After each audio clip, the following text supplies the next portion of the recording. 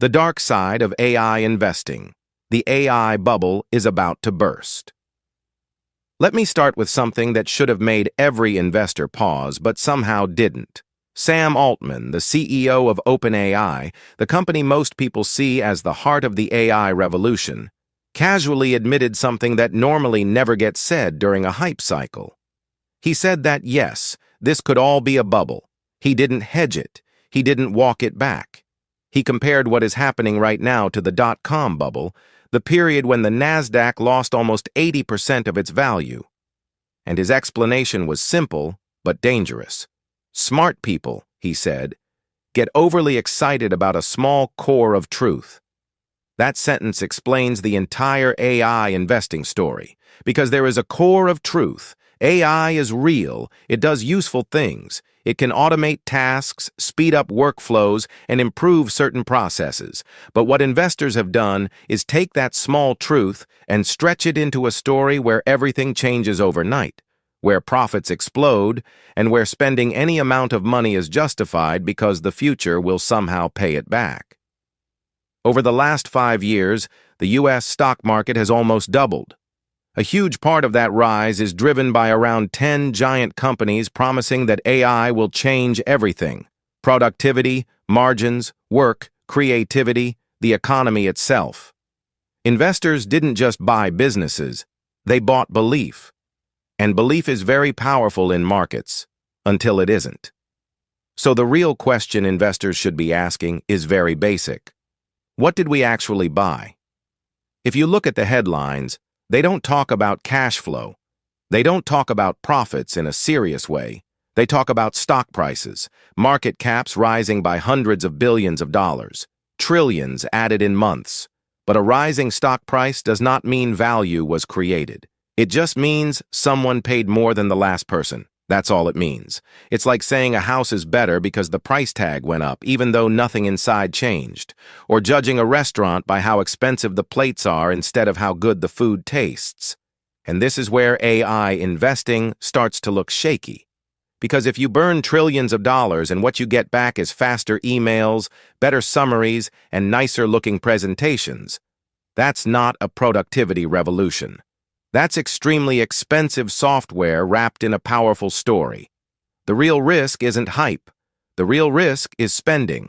The AI bubble is not made of hope and dreams.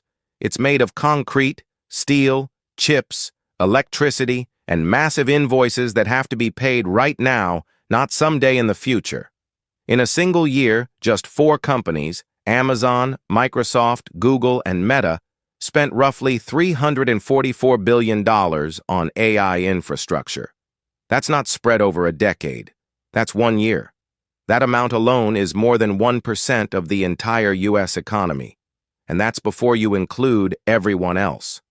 Globally, more than $1 trillion has already been spent on AI hardware. Just machines, just chips, no guarantees, no proven returns. And on top of that, Sam Altman casually talks about spending trillions more on data centers in the near future, as if the world has infinite resources and no constraints. But reality has constraints. Very real ones. Data centers already consume about 1.5% of all electricity worldwide. That number is expected to double within a few years. Electricity prices in the U.S. have nearly doubled in the last 3 years, partly because of this AI build-out. And here's the part that rarely makes headlines. There is literally nowhere left to plug everything in. Data center vacancy rates are below 3%. In many regions, they are effectively zero. Power grids are already under strain, and new large-scale power capacity in key U.S. markets won't be ready until around 2028. That means companies are spending billions today on infrastructure that cannot even be fully powered yet. So now we reach the most uncomfortable question in investing. What is the return? According to a report from MIT called the Gen AI Divide, 95% of companies using generative AI reported zero return on investment. Zero. That means no measurable benefit after the costs. Not low returns, not disappointing returns, no returns. The reason is simple. These tools look incredible in demos. They work great in controlled environments.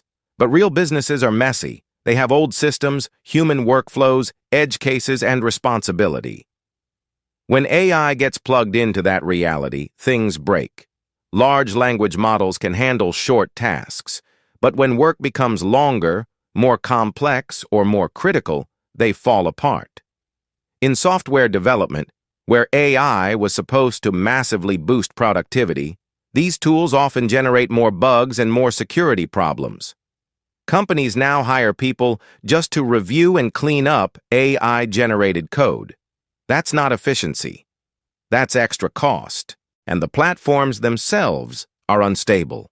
When OpenAI released new models and quietly removed support for existing tools, entire businesses broke overnight. Developers lost workflows. Products stopped functioning. Imagine building your company on something that can disappear without warning. From an investor's perspective, that's not innovation. That's risk. So why does the money keep flowing? Because this is no longer about results. It's about psychology. No CEO wants to be the one who didn't invest in AI. No executive wants to explain why they were cautious while competitors were loud. This is fear dressed up as strategy, ego dressed up as vision. Nobody wants to be seen as the dinosaur at the robot party. In Silicon Valley, you don't always need working products. You need convincing stories. And we are building the future with AI is the ultimate fundraising cheat code. Even venture capital firms admit this is the largest private tech bubble they have ever seen. And private markets make it worse because there is no daily stock price to expose weakness. The bubble grows quietly, without friction. In public markets, the story is even more concentrated. Almost all AI optimism is tied to about 10 mega companies: NVIDIA, Microsoft, Amazon, Meta, and a few others. That's it. Even Goldman Sachs expects this spending wave to slow down because at some point the numbers simply stop making sense. So what happens next? The bubble bursts. Not because AI is fake, but because expectations are unrealistic. This has happened before. During the dot-com bubble, thousands of companies disappeared. But the internet didn't die. The hype died. Google survived. Amazon survived. eBay survived. And they quietly built the real digital infrastructure of the modern world. The same pattern will repeat with AI. Most flashy AI startups will disappear. Most promises will quietly fade. The real winners will not be the loudest companies or the best storytellers. They will be the boring ones. The companies focused on chips, data centers, electricity, and infrastructure. The companies that make AI work quietly in the background, without hype. AI will not disappear, but it will slow down. It will become quieter. It will become more useful and less magical. And for investors, that difference matters more than any headline. Because the dark side of AI investing is not that the technology is useless. It's that prices assume perfection, and markets are ruthless when perfection doesn't arrive.